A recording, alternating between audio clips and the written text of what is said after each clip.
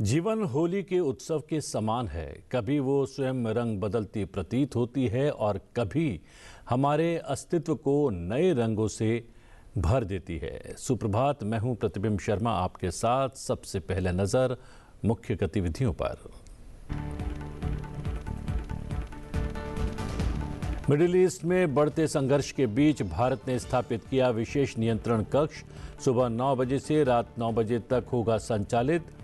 सरकार ने Toronto, Frankfurt, Paris के लिए अतिरिक्त उड़ानें संचालित करने का भी लिया निर्णय।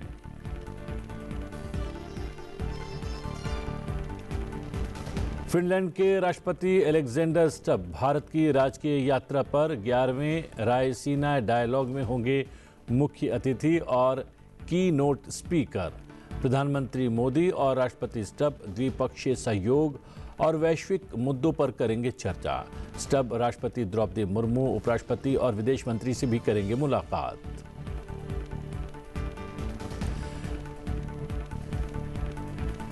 उपराष्ट्रपति सीपी राधाकृष्णन आज एक दिवसीय कर्नाटक यात्रा पर।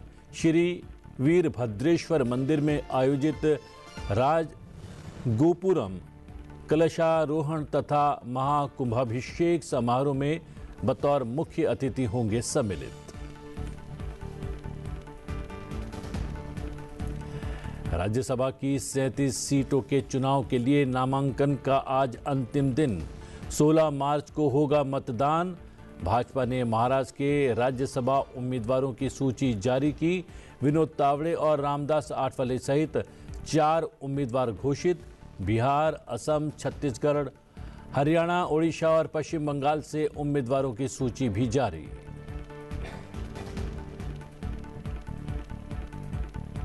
T20 विश्व कप के पहले सेमीफाइनल में दक्षिण अफ्रीका को हराकर न्यूजीलैंड पहुंचा फाइनल में। दूसरे सेमीफाइनल में आज भारत का सामना 2 बार की चैंपियन इंग्लैंड से। भारत और इंग्लैंड की टीमें तीसरी बार सेमीफाइनल में होंगी आमने सामने।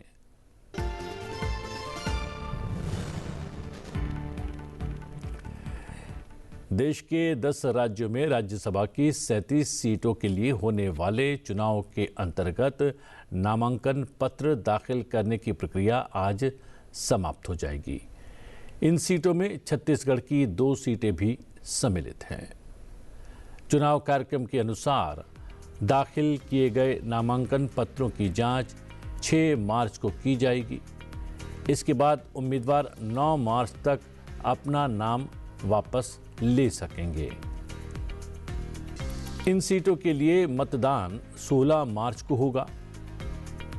मतदान के बाद उसी दिन मतगणना की जाएगी और परिणाम भी घोषित कर दिए जाएंगे। 10 राज्यों से निर्वाचित राज्य परिषद के 37 सदस्यों का कार्यकाल अप्रैल 2026 में समाप्त होने वाला है। भारतीय जनता पार्टी ने महाराष्ट्र में राज्यसभा चुनाव के लिए अपने उम्मीदवारों के नाम की सूची जारी कर दी है। भाजपा ने राष्ट्रीय महामंत्री विनोद तावड़े और केंद्रीय मंत्री रामदास आठवले समेत 4 नेताओं को उम्मीदवार घोषित किया है। भारतीय जनता पार्टी की इस सूची में विनोद तावड़े और रामदास आठवले के अलावा माया चिंतामण इवनाते और रामराव कुटकुत्ते के नाम भी शामिल हैं। इससे पहले पार्टी ने मंगलवार को राज्यसभा के द्विवार्षिक चुनाव के लिए अपने राष्ट्रीय अध्यक्ष नितिन नवीन सहित 9 उम्मीदवारों की सूची जारी की थी। इन उम्मीदवारों में बिहार से नितिन नवीन और शिवेश कुमार, असम से तेरश गोवाला और जोगेन मोहन, छत्तीसगढ़ से लक्ष्मी वर्मा, हरियाणा से संजय भाटिया, ओडिशा से मनमोहन सामल और सुजीत कुमार, वहीं पश्चिम बंगाल से राहुल सिन्हा का नाम शामिल है।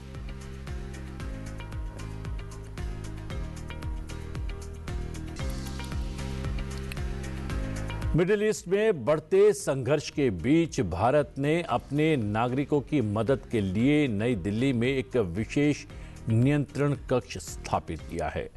भारतीय विदेश मंत्रालय ने बुधवार को ये जानकारी दी। विदेश मंत्रालय के प्रवक्ता रणधीर जायसवाल ने सोशल मीडिया प्लेटफॉर्म एक्स पर पोस्ट किया, पश्चिम एशिया और खाड़ी क्षेत्र की मौजूदा स्थिति को देखते हुए विदेश मंत्रालय में एक विशेष नियंत्रण कक्ष स्थापित किया है। ये नियंत्रण कक्ष सुबह 9 बजे से रात 9 बजे तक यानी कि भारतीय समय के अनुसार संचालित होगा। नागरिक टोल फ्री नंबर 1800-118797 या लैंडलाइन नंबर भारत का कोड +91 लगाकर और एसटीडी कोड 11 लगाकर 230121113 230141004 230179005 के माध्यम से संपर्क कर सकते हैं। विदेश मंत्रालय ने अलग अलग देशों के लिए आपातकालीन हेल्पलाइन नंबर भी जारी किए हैं। इनमें बहरीन में +973 394-18071, ईरान में +98 9128109115, +98 9128109102, +98 9128109109, +98 9932179359 पर संपर्क किया जा सकता है। इराक की बात करें तो इराक में हेल्पलाइन नंबर है +9647716511185 और +9647704444899। इजराइल में +9725475207111 और +972542428 जॉर्डन में +96277042276, कुवैत में +96565501946, लेबनान में +96176860128, ओमान में +96898282270 ये व्हाट्सएप नंबर है और 800711234 टोल फ्री नंबर पर संपर्क किया जा सकता है। इसके अलावा कतर में +97455647502, रामलला फिलिस्तीन के लिए +97059291641 टोल फ्री नंबर पर संपर्क किया जा सकता है। सऊदी अरब की अगर बात करें तो सऊदी अरब रियाद के लिए +96611488467 और 80024711234 टोल फ्री नंबर। सऊदी अरब जेदा के लिए +96612664860 और +9661226140993। संयुक्त अरब अमीरात के लिए +9715430900571 व्हाट्सएप और 80046342 टोल फ्री नंबर जारी किए गए हैं जिस पर संपर्क स्थापित किया जा सकता है।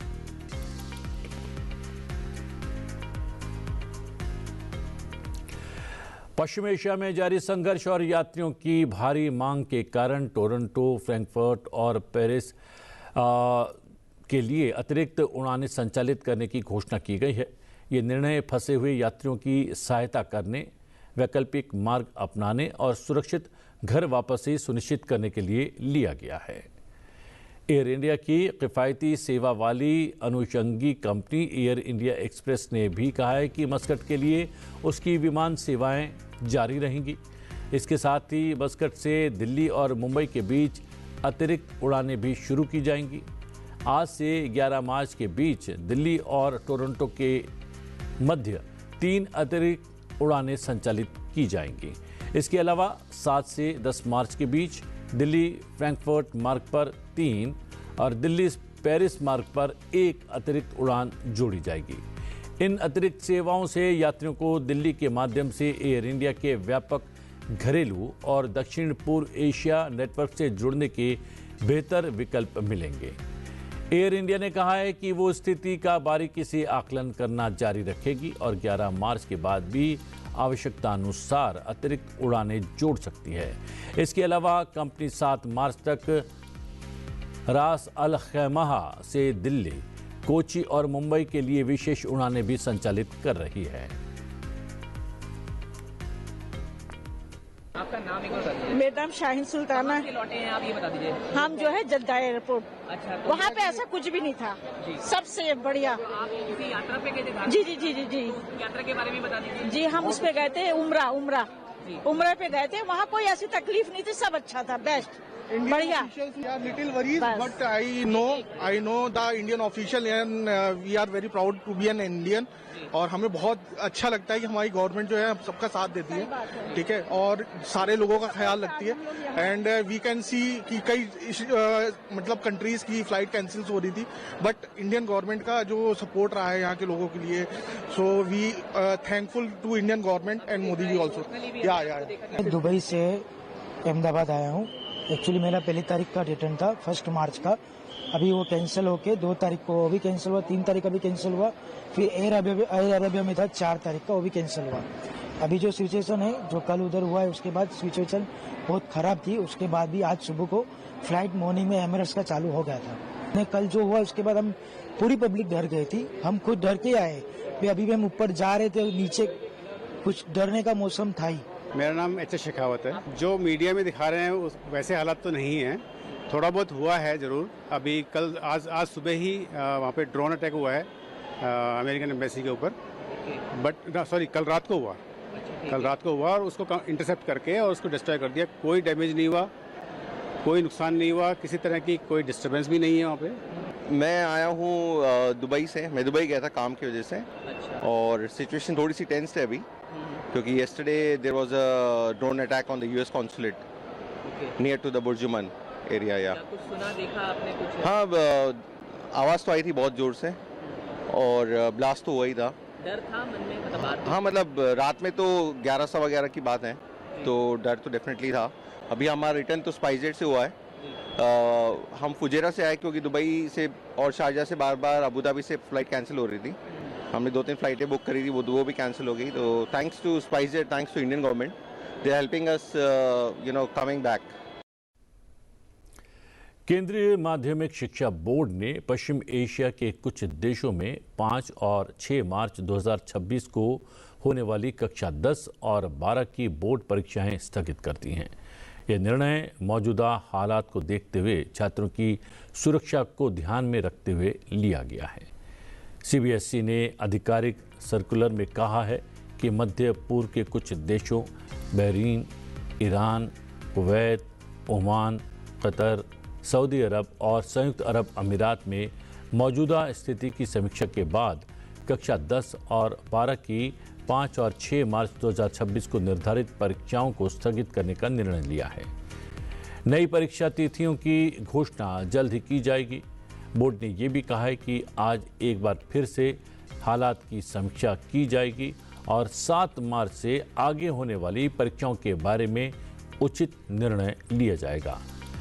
सभी छात्रों को सलाह दी जाती है कि वो नियमित रूप से अपने विद्यालयों के संपर्क में रहें और आधिकारिक घोषणाओं पर नजर बनाए रखें।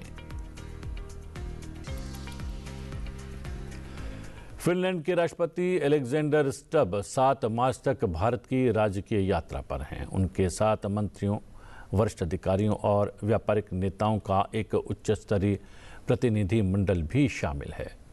राष्ट्रपति अलेक्जेंडर स्टब बुधवार सुबह नई दिल्ली पहुंचे, जहां हवाई अड्डे पर विदेश राज्य मंत्री कीर्ति वर्धन सिंह ने उनका स्वागत किया। इस दौरान उन्हें गार्ड ऑफ ऑनर भी दिया गया। प्रधानमंत्री नरेंद्र मोदी के निमंत्रण पर ये उनकी भारत में राष्ट्रपति के रूप में पहली यात्रा है। राष्ट्रपति स्टब आज नई दिल्ली में आयोजित रायसीना डायलॉग के 11वें संस्करण में मुख्य अतिथि और की नोट स्पीकर होंगे। इस यात्रा के दौरान प्रधानमंत्री नरेंद्र मोदी और राष्ट्रपति स्टब द्विपक्षीय सहयोग को मजबूत करने पर चर्चा करेंगे। दोनों नेता क्षेत्रीय और वैश्विक मुद्दों पर भी विचार विमर्श करेंगे। प्रधानमंत्री नरेंद्र मोदी राष्ट्रपति स्टब के सम्मान में एक भोज का भी आयोजन करेंगे। अपनी यात्रा के दौरान राष्ट्रपति स्टब राष्ट्रपति द्रौपदी मुर्मू से मुलाकात करेंगे। इसके अलावा वो उपराष्ट्रपति सीपी राधाकृष्णन और विदेश मंत्री डॉक्टर एस जयशंकर से भी भेंट करने वाले हैं।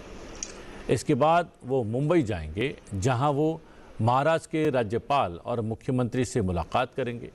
वो भारतीय उद्योग जगत के नेताओं के साथ संवाद भी करेंगे और मुंबई विश्वविद्यालय के छात्रों को संबोधित करेंगे।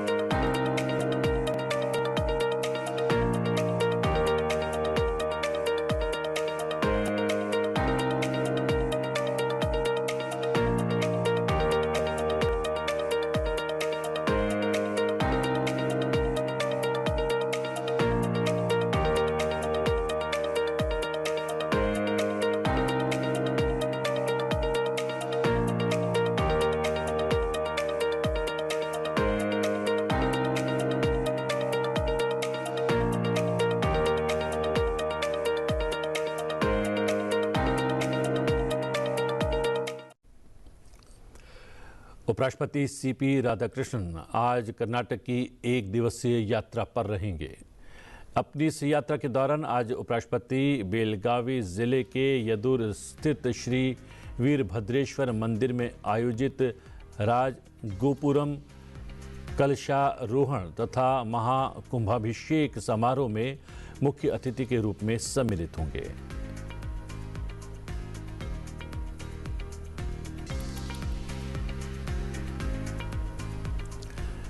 इस बीच विदेश मंत्री एस जयशंकर ने बुधवार को कहा कि भारत म्यांमार में नेतृत्व वाली और उसकी अपनी शांति प्रक्रिया का समर्थन करता है, जो दक्षिण पूर्वी एशियाई देश में सभी के लिए स्थायी शांति और विकास सुनिश्चित कर सकती है।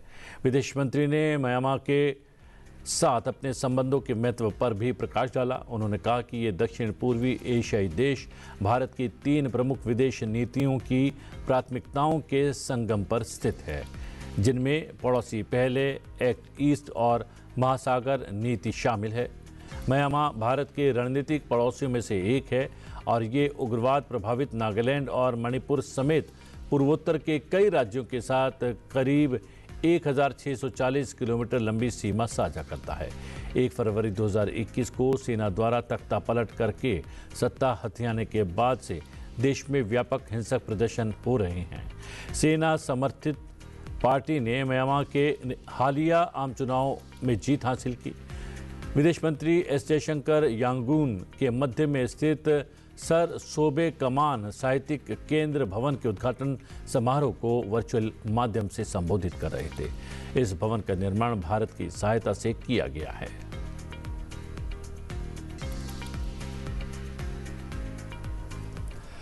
केंद्रीय मंत्री ज्योतिरादित्य एम सिंधिया ने बुधवार को स्पेन के बार्सिलोना में आयोजित मोबाइल वर्ल्ड कांग्रेस 2026 के विभिन्न महत्वपूर्ण कार्यक्रमों में भारत का प्रतिनिधित्व किया। इस दौरान उन्होंने सस्ती, समावेशी और भविष्य उन्मुख डिजिटल कनेक्टिविटी के लिए भारत के दृष्टिकोण को वैश्विक मंच पर प्रस्तुत किया। GSMA के मंत्री स्तरीय सत्र में ब्रिक्स व करंट बैरियर विषय पर समापन वक्तव्य देते हुए केंद्रीय मंत्री ज्योतिरादित्य सिंधिया ने कहा कि दुनिया में 3.1 अरब लोग अब भी डिजिटल भागीदारी से वंचित हैं। उपकरणों और सेवाओं की वहनीयता डिजिटल समावेशन की कुंजी है। उन्होंने कहा कि भारत ने नीति सुधार और प्रतिस्पर्धा के जरिए डेटा लागत में उल्लेखनीय कमी की है। साथ ही 5G से 6G तक कनेक्टिविटी को किफायती बनाए रखना सामूहिक जिम्मेदारी है। ब्रिक्स एवं ब्राइट्स नेटवर्क सत्र में उन्होंने कहा कि नेटवर्क अब केवल कनेक्टिविटी का माध्यम नहीं बल्कि AI आधारित और मानव केंद्रित प्लेटफॉर्म बन रहे हैं। भविष्य की कनेक्टिविटी सुरक्षित, लचीली और निर्बाध डिजिटल अनुभव पर आधारित होगी। केंद्रीय मंत्री सिंधिया ने भारत पवेलियन का उद्घाटन किया, जिसमें 40 भारतीय कंपनियों ने 4G, 5G, ब्रॉडबैंड, सैटेलाइट संचार, AI आधारित नेटवर्क प्रबंधन, IoT और डेटा सेंटर समाधान प्रदर्शित किए। ये भारत के डिजाइन आधारित विनिर्माण और वैश्विक विश्वसनीय भागीदार के रूप में उभरने का संकेत है।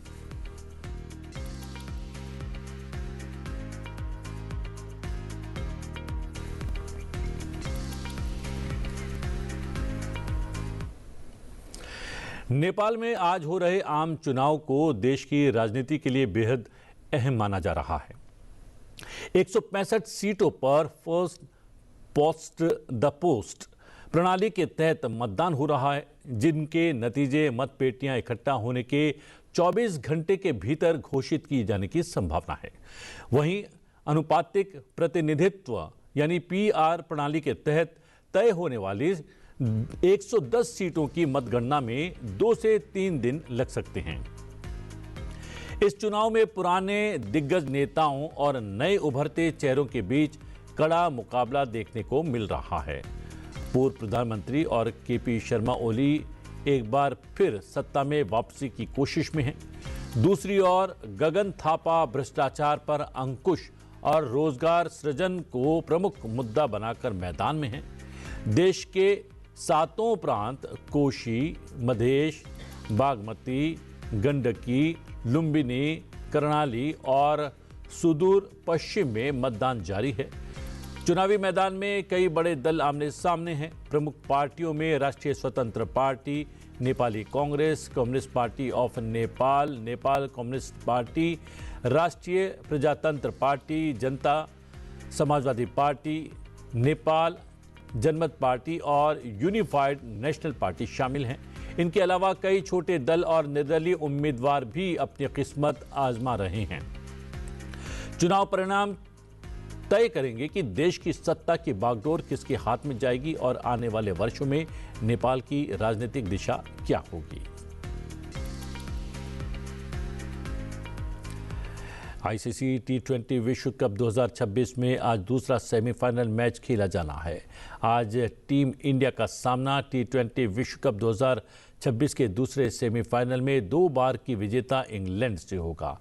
आज ICC T20 विश्व कप 2026 का दूसरा सेमीफाइनल मुंबई के वानखेड़े स्टेडियम में खेला जाएगा, जिसमें टीम इंडिया का मुकाबला 2 बार के चैंपियन इंग्लैंड से होगा। भारतीय समयानुसार इस मैच की शुरुआत शाम 7 बजे से होगी। इस मैच में ये तय हो जाएगा कि फाइनल में कौन सी 2 टीमें होंगी।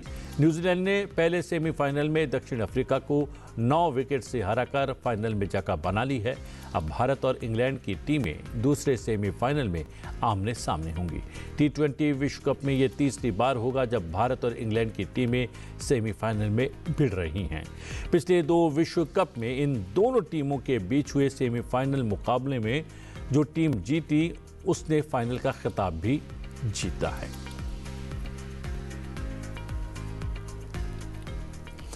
समुद्र तल से 14,300 फीट की ऊंचाई पर बर्फ के बीच तैनात भारत तिब्बत सीमा पुलिस के जवानों ने पेंगोंग झील के पास स्थानीय ग्रामीणों के साथ उत्साह से होली मनाई। बच्चों के सांस्कृतिक कार्यक्रम और पारंपरिक नृत्य के बीच जवानों ने रंग लगाकर भाईचारे और एकता का संदेश दिया। कठिन हालात के बावजूद उनका जज्बा देखने लायक रहा। चलते चलते आपको छोड़े जाते हैं इसी विशेष होली से जुड़ी हुई खास तस्वीरों के साथ। मुझे दीजिए आज्ञा, बने रहिए संसद टीवी के साथ। नमस्कार।